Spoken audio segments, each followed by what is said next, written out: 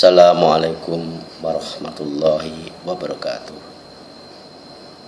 Malam ini tanggal 27 Agustus 2013 pukul 20:45 saya mencoba ingin bicara masalah politik di Republik Indonesia, di negeri kita saat ini, terutama yang sekarang lagi santer, yaitu berkaitan dengan pemilihan atau katakanlah pemilihan seorang pemimpin di Republik ini, khususnya yang akan saya soroti yaitu masalah konvensi yang diadakan oleh Partai Demokrat, partai pemenang pemilu 2009 lalu. Konvensi calon presiden Partai Demokrat memasuki tahapan semifinal. Komite sudah melayangkan undangan pada calon peserta.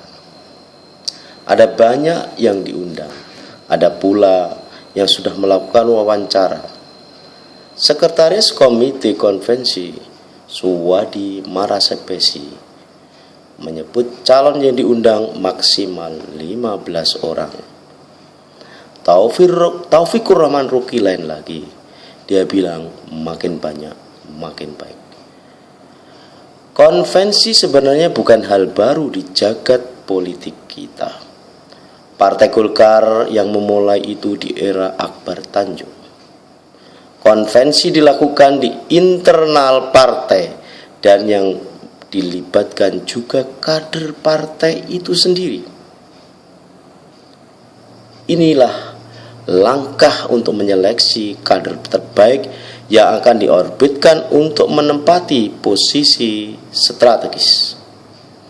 Namun konvensi Partai Demokrat ini agak beda dan aneh. Partai mengundang siapa saja dan dari partai mana saja untuk ikut konvensi. Malah Jokowi dari PDIP juga diusulkan diundang tetapi menolak, serta Endriartono Sutarto dari Nasdem yang terpikat dan keluar dari partainya. Maka Rahmawati yang menggantikan posisi Endriartono sengit menuding Partai Demokrat tidak punya etika politik. Tudingan Partai Demokrat tidak beretika memang benar, sebab syarat ikut konvensi ini salah satunya adalah harus keluar dari partai asal peserta. Kalau begini syaratnya, mengapa kader partai lain diundang? Ini sama dengan Partai Demokrat melakukan intervensi, mengiming-imingi secara terang-terangan kader partai lain agar loncat pagar. Untuk itu, konvensi ini menyulut pro dan kontra, tidak saja dari luar, tetapi juga dari dalam Partai Demokrat itu sendiri. Dari dalam, kader Partai Demokrat seperti Marzuki Ali merasa teranak tirikan karena ikut membesarkan partai, tetapi harus beradu dengan peserta lain yang hanya menumpang gelap. Sedang partai politik yang kadernya diambil menganggap Partai Demokrat melakukan pembajakan secara kasar. Awal buruk ini nampaknya yang akan memperburuk Partai Demokrat di tahun depan. Ribut sendiri yang mungkin bisa tak terkendali. Melihat gelagatnya,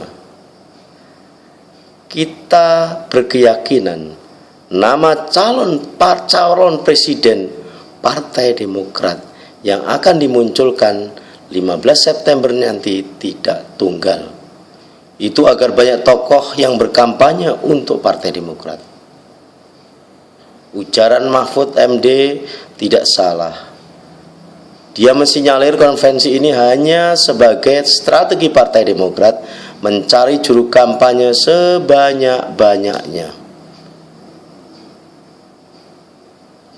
Terus siapa dan bagaimana nasib calon presiden dari Partai Demokrat ke depan?